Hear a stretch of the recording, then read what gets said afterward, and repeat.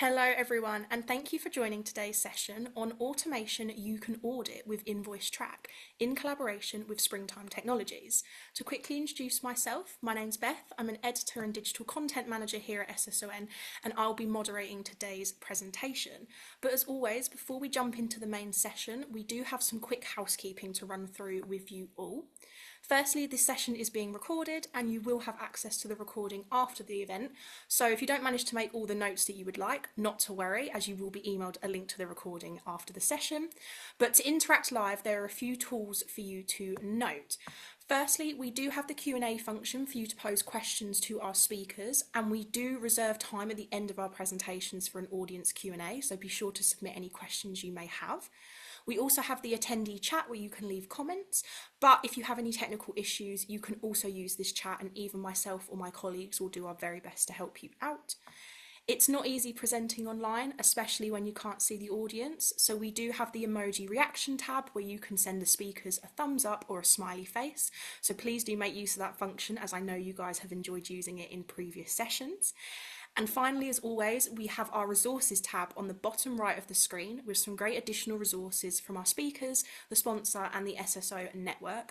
You can also learn more about Steve and Yasna and connect to them on LinkedIn through this tab.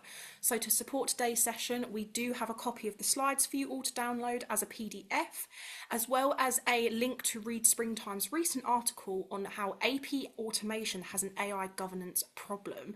So be sure to check those out. So, as mentioned, we're firstly joined by Steve Standring today, who has spent the last 25 years as a CRO in companies in the P2P world, from early stage right the way through to mature. His focus is on client success and adding value to clients and partners in every interaction. Steve has also spent 5 years consulting to and supporting the shared services market with advice around branding, leadership, customer satisfaction, contracting suppliers, and making sure they deliver. We're also joined by Yasna Yanyik, who is a solutions architect at Springtime, where she designs and implements innovative, scalable technology solutions that drive business efficiency and support digital transformation initiatives. So that's enough from me. So I'll hand over to Steve to kick us off. Thank you very much for joining us, guys. Thank you very much, Beth. Well, we're going to jump right into it. I'm assuming there'll be quite a few people that haven't heard of Springtime Technologies, and there's a really strange reason for it. Springtime Technologies have been around for about 14 years, but have never had a sales or marketing department. So the kind of customer bases that we have show that we are an industrial strength AP solution.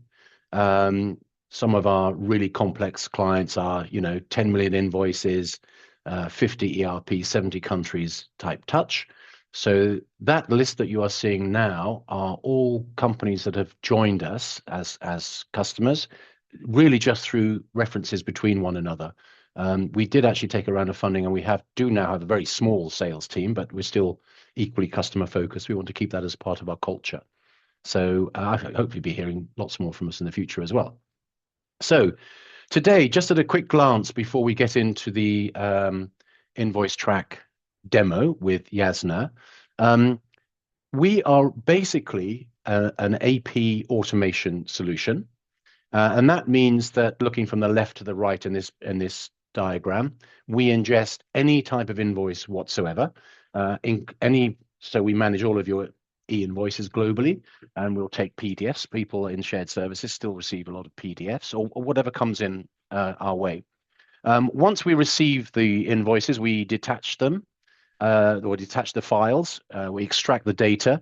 The data that we extract is full data levels, which Yasna will show you shortly. So we're not template based, and that means we do capture footers, every bit of information on an invoice, plus the emails, plus any attachments. Then the basis of what we do is making sure we can match those invoices to POs or workflow them to approvers if necessary. And we are going to show 3 different levels of AI today. The first level is how we do that basic matching. So we'll all remember the good old days, and some of us are still stuck in these good old days, where we can't match,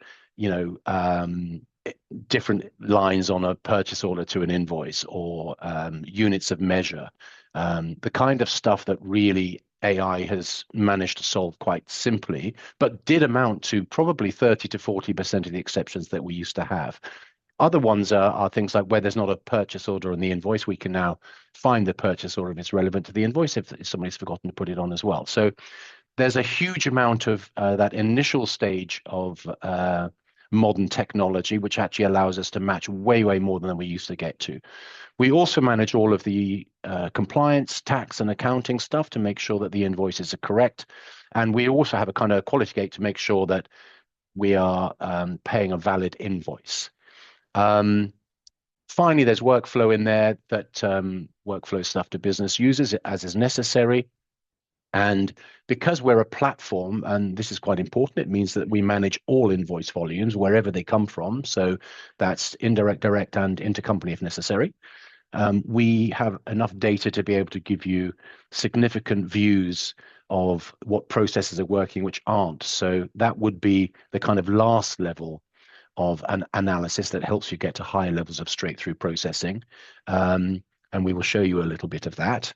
The second level of matching that we do using AI is agentic AI, which everybody's talking about. And I will just cover a little bit more on that because I think this is quite important and we will demonstrate this too. Lots of companies now are saying, use agents in AP to solve all the problems that you've got and use an orchestration layer. Well, AP is quite complicated and AP is a legal process, if you like. So you need to make sure that you're auditable and you need to make sure that you're accountable. So we believe very much an accountable AI in AP, and that means that we use agents, generally speaking, to build policies. So that means we look at your last 2 years data, for example, run our agents across that data and compile the policies that you need to have in AP dependent on the different kind of categories of invoicing, the different rules that are applied to them with the different tax logics and the different suppliers and all the rest of it. That means you end up with a PDF, which is human readable, and machine code, which then is applied to AP, if you like, in production. And one of the reasons we do that is because agents, generally speaking, tell you what's been done, but not why.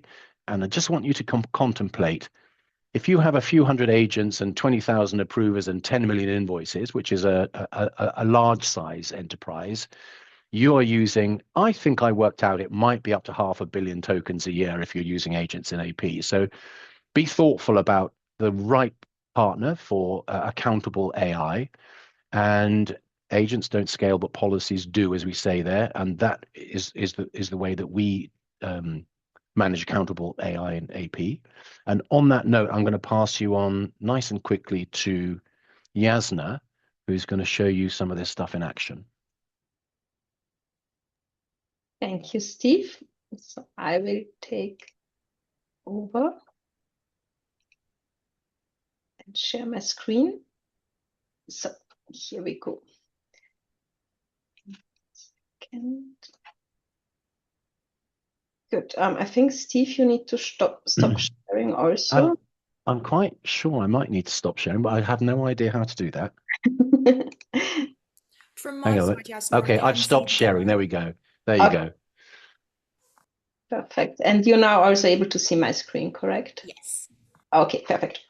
Good. As mentioned by Steve, we will start with a PO related document. So how the PO matching is looking like in Invoicetrack and what we are doing in addition to the PO matching. So here already we see at the very first view that there is a notification for accounts payable. So we see that not only the invoice items have been matched to a purchase order, but on top we are also validating the invoice content against the PO data or the contract data. And here we see that the payment terms which are stated on the invoice, we can see them here. We can also translate it so that this is understandable for everyone. They are not matching what was stated in the contract. So indeed, here the payment terms on the invoice itself would be better for us than the ones which we have in the contract. So this is also highlighted to the user, and then the user can, based on this, either adapt the payment terms, adapt the contract, or reach out to the business. Here in the order items tab, we see the PO items which have been matched to the invoice. And if I click on a specific PO item, it is also highlighted on the invoice itself which PO, which item or which line was matched to this specific PO item. On top, I have the purchase order history available in Invoicetrack. So meaning I see all the goods receipts which have been posted to a specific document, to a specific purchase order, meaning as accounts payable, I don't need to jump into an external procurement system. I have everything available in Invoicetrack itself.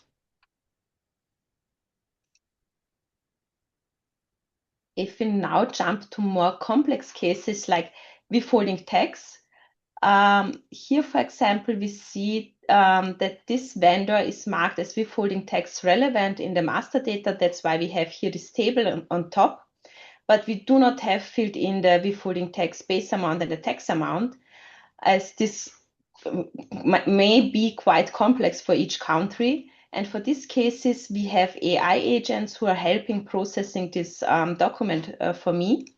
And if I'm now calling the agent and let the agent process the document, the agent will now explain step by step how the withholding tax can be determined or should be determined in this case.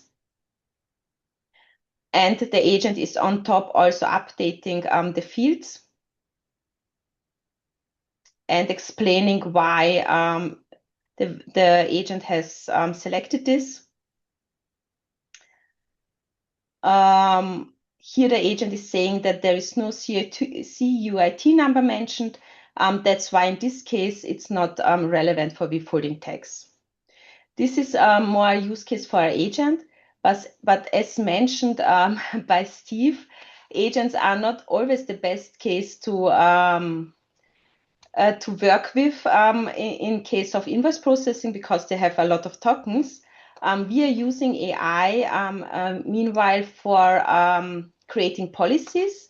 So for example, if I look into an invoice which is pending with the business, I have here like my co-pilot, which is based on AI, and the co-pilot is explaining me what is missing in this invoice. So as a business user who is not day-to-day working with Invoicetrack, at the very first view, I can see what I need to add to be able to process the document.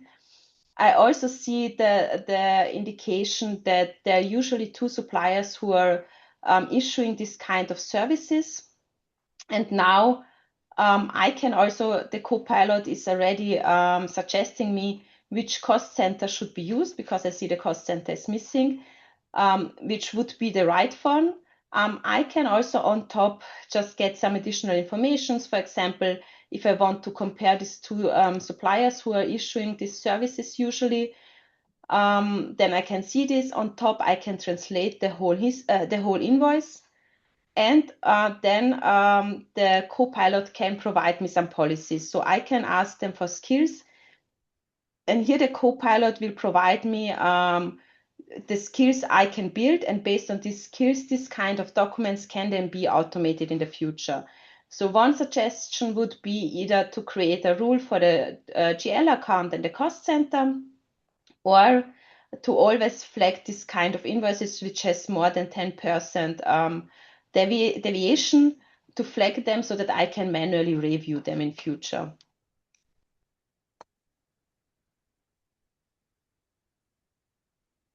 And then on top, not only invoice processing is available in Invoicetrack, we have also an integrated reporting tool.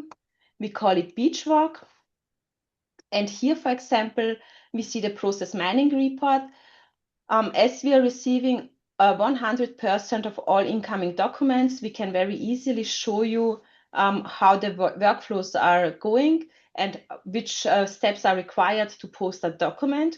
And here you can also see how many documents were, for example, sent out to for request for information, so for an additional information before they could have been posted. And on top here on the left side, I see where my accounts payable team is spending most of their time. For example, I see for 24% of all incoming documents, accounts payable don't need to touch them at all. I see that there is a business approval involved, but they are processed completely automatically, then approved by the business and sent into the directly into the ERP system. But on top, I see here that 3% of all incoming documents, which is really not a lot, is taking nearly 10% of my whole accounts payable capacity to manually process them. And here I see why it takes accounts payable so long so much time to process it. They need to manually stop the documents. And on top, I can drill down to the field levels. And here I see in which fields accounts payable is spending most of their time. And I see that they have a lot of manual effort because they're adding a lot of manual notes whenever they're stopping a document.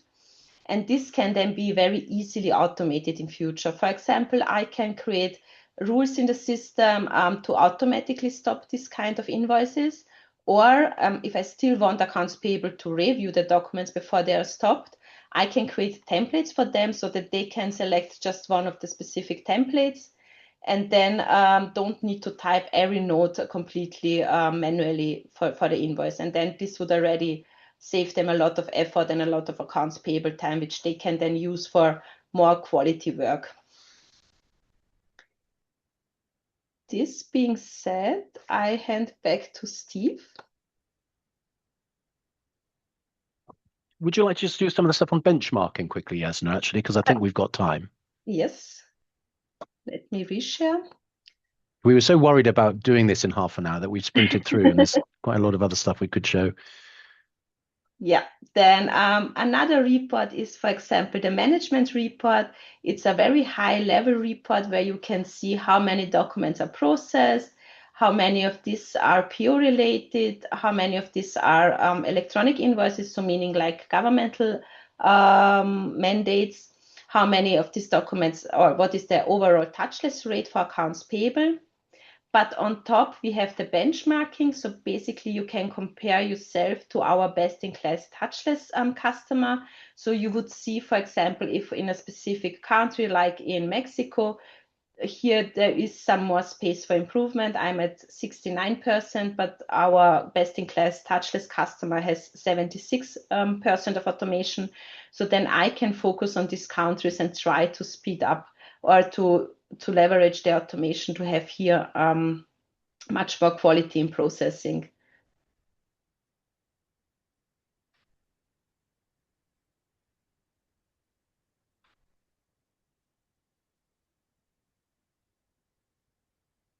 Okay, but now it's your turn again, Steve. Okay, lovely. So I'm going to share my screen again.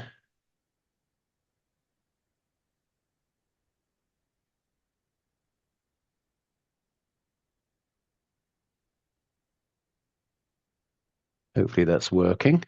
Yes. Okay, so that was a super, super brief sprint through Invoicetrack. But what we wanted to get across here as a kind of a summary is the first level of AI that we use does the matching that I talked about to begin with. So matching invoices and purchase orders that you wouldn't have been able to match a few years ago, even if there's a purchase order missing or if there are data fields missing. And this becomes quite relevant with e-invoicing mandates as well. So that's the first level, which would get us to, pretty good levels of touchless processing. The second level is to start using agentic stuff for specific cases, like the withholding tax, and then starting building policies to automate as much as we can.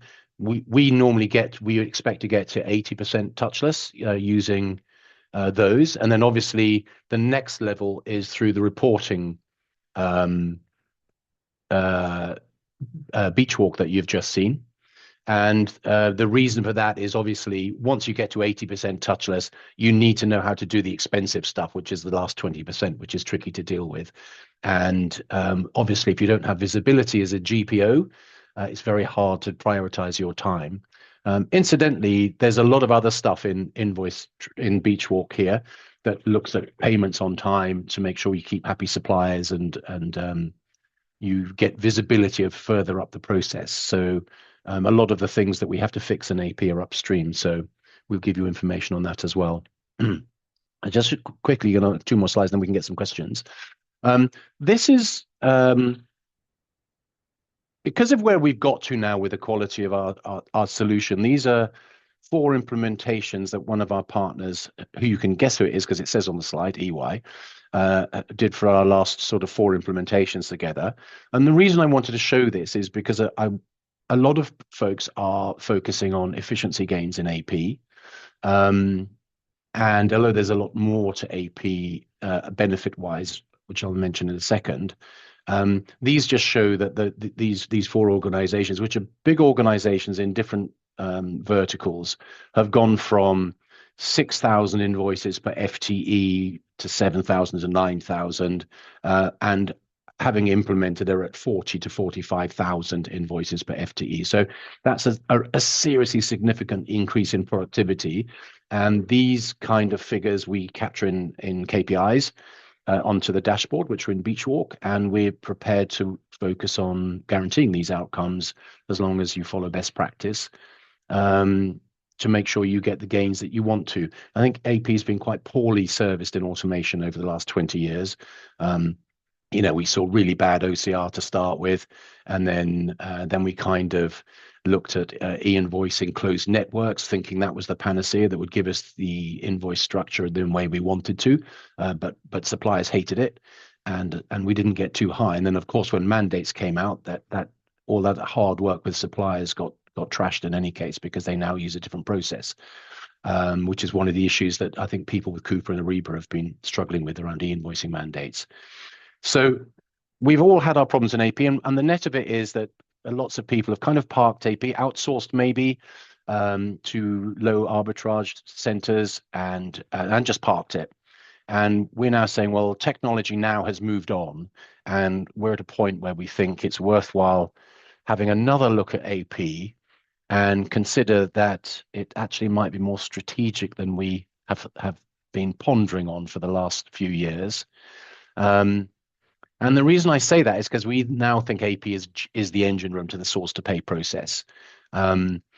It's not just about managing invoices. Done in a platform like Invoicetrack, there's a lot of upstream benefits that you get from managing AP correctly. So although we are deep into invoice to pay, as I said, the benefits that we offer are significantly upstream as well. So just understanding master vendor data and where the issues are. Obviously, when we set our system up, we use years of your past data and analyze it and set up the system. And as part of that, we can see what master vendor data is being used, what's duplicated, etc. But also, if you think about all the effort that sourcing put into creating contracts with suppliers that never get enforced because AP don't have time to look at them. So unless those discounts that maybe are offered in contracts are a part of your master vendor data and AP get to see them, there's a huge amount of money left on the table by non-contract compliance or not taking the best terms that you can. Quite often Invoice has invoice discounts based in the footer of the invoice, which doesn't get caught by OCR, but it does by data capture. So there's early payment discounts that can be achieved. We set up our systems for different suppliers in different ways. So you manage your DPOs, either pushing them out to certain suppliers or bringing them in to attract discounts if you want to. Early payment discounts are a significant sum of money. Fraud reduction, eliminating fraud, which a system like us does because of our quality gateways, and making sure that we eliminate duplicates. Something again which is happening when we see live invoice mandates, lots of duplicates coming through on expenses and stuff like that. So there's obviously a lot of rich supplier analytics. You've seen a little bit of Beachwalk there, but we've got the full line level detail of every single invoice. So there's a rich supply of analytics there. And we would set up to look at reclaiming duplicate payments from the past as well. So there's a lot of money that's on the table, which isn't just to do with process efficiencies. And in our experience, it generally speaking would more than happily fund a huge AP project of this type, and make AP a bit more strategic than it has been in the past. So on that note, I'm going to pass us on to any questions we've got. We've got 5 minutes for questions, which is a bit miraculous, Beth. Normally we don't have time for questions, do we? No, you guys have timed it perfectly today, so I really commend you for that. So thank you very much and for a great session as well. Yeah, we've had a couple questions come through. So the first that I can see is some interest regarding the benchmarking feature. So on that, does the platform share sort of best practices or analysis to allow the company to improve their process? Yasna, over to you on that one. Yeah, so there are multiple ways. Our first one, yes, the report itself can show some recommendations, what can be done to improve the process or to get higher automation. On top, all of our customers are also having directly support with whom they are connected once a week. So here our support or consultant will proactively reach out also to the customers and share some insights how this can be improved. And on top, we can also connect customers with each other to share their experiences and to learn from each other. But the idea of Beachwalk also is that it doesn't just show you that there is a block, it shows you what the block is. So the process mining becomes really, really valuable once you get to a level when you want to start looking at process. You can't automate you don't want to automate the really naff processes that don't work well. So some of those need to be addressed. No, great. And I feel like that's definitely a term, the term of sort of moving from insight to action is definitely a term I hear a lot. So rather than just having the sort of visibility into what maybe isn't going quite right, but knowing what actually to do with that is so important. Yeah. The next question that I can see is a really interesting one, basically asking about the USP. So how is what Springtime's doing with AI different from maybe the AI agents or RPA tools that we could deploy ourselves internally? Yeah, well, first of all, I think we come from a perspective of not being a process tool, but being an AP automation tool, and I think that's significant because it means that we take into account, as I said before, auditability and compliance. So we're making sure that tax is managed. We're making sure that language is not an issue anymore. We're making sure that you're compliant. So all of those things happen in the background. So all your AP team ever see as exceptions. Where we are taking a slightly different view from everybody else is how we set up a system. So, as I said before, we don't really want lots of agentic agents live in AP, not least because of the tokens that they use, but generally speaking, because they're not very auditable. So they'll tell you what they've done for certain invoice types, but not why they've done it. And there's no concept of that being built into your AP policies. So the policies are the crucial thing here. Everybody already has policies in AP. Some may have many, some may not have very many at all, and they may be all over the place. But generally speaking, you're looking at policies over categories of invoices that are to do with the invoice type, the tax treatment of that invoice, depending on what region it's in, the approval process for that invoice, depending on the amount that it's in and the category, and it might be based on the type of supplier or who the supplier is as well. So if you've got a category of invoices, let's say it's 2% of your invoice volumes sit into a particular category, that becomes a policy, and we create those policies using agentic AI, but we apply those policies using machine code. So that means that when you apply the rules, which is a little bit like RPA, I guess, when you apply the rules, you're using machine code, it's auditable, it's repeatable, it's always the same, and it's ideal automation because it's fast, it doesn't use much compute power, and it's not using tokens. So I think where we differ from a lot of organizations saying just use agents in AP because they'll do the matching for you, or use an orchestration layer and stick agents over the top, we think that's a really bad idea. So one of our differentiators, I would say, is the policy view.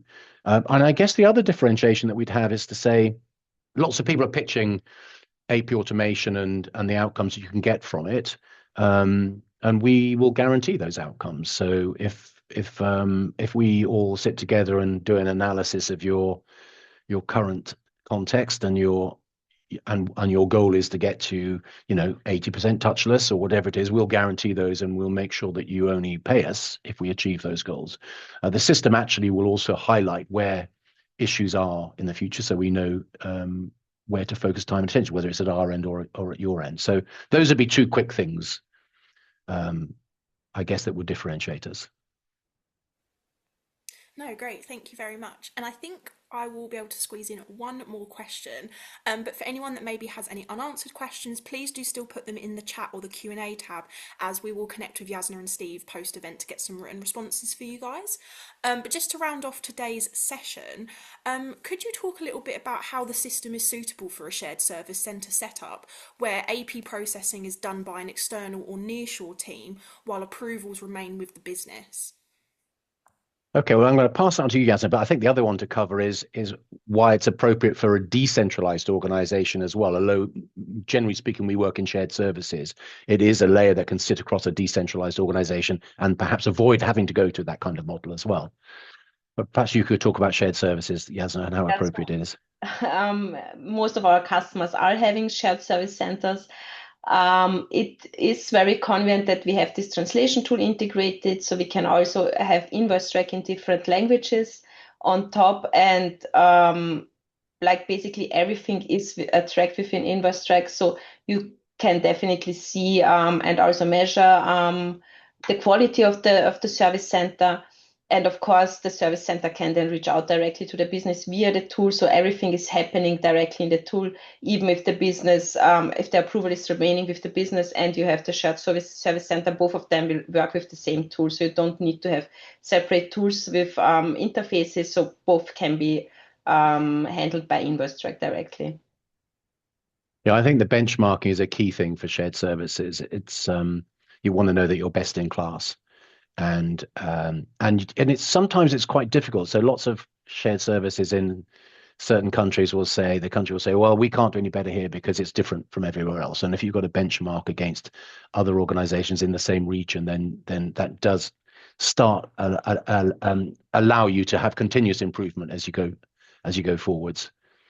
So yeah, and I think the other thing is in shared services for AP, they don't really want to see all of the complexity of the technology that's used to get them an invoice, and they don't want to get involved in SAP or Oracle or details.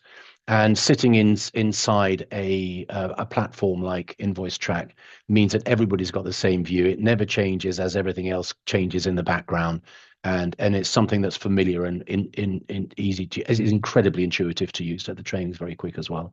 So it's all helpful. Great, thank you very much. I think that's some really good comments to sort of conclude today's session on. So I once again would like to say a huge thank you to Jasna and Steve for joining us and delivering such a great demonstration and session. And for everyone who's joined us, thank you for your questions and for dialing in today.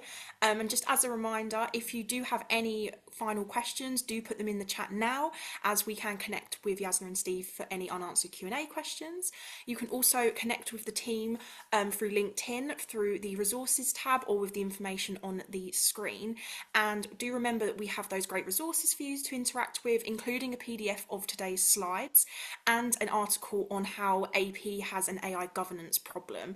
But that is unfortunately all we have time for today. So thank you very much, everyone, and have a lovely day. Thank you, everybody. Goodbye.